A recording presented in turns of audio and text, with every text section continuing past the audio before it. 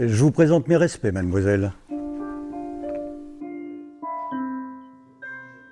Mon nom est Thomas Certilange et je suis, entre autres, passionné de Cyrano de Bergerac. J'ai beaucoup de passions.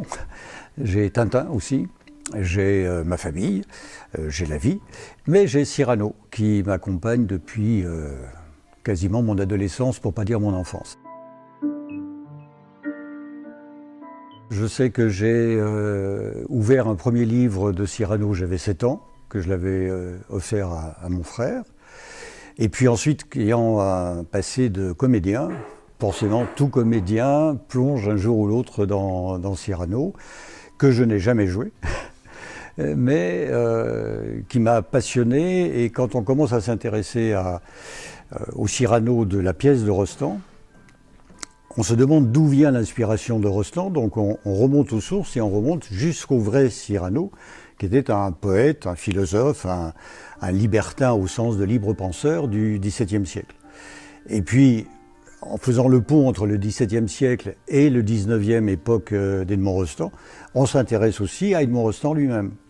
Donc c'est un tout, c'est d'ailleurs pour ça que l'exposition parle du vrai Cyrano du XVIIe siècle, d'Edmond Rostand, et puis ensuite du succès phénoménal qu'a eu la pièce à travers le monde, puisque depuis plus de 100 ans maintenant, elle a été créée en 1897, depuis 100 ans, il y a une jolie histoire, on dit que tous les soirs, quelque part dans le monde, le rideau d'un théâtre se lève sur Cyrano de Bergerac.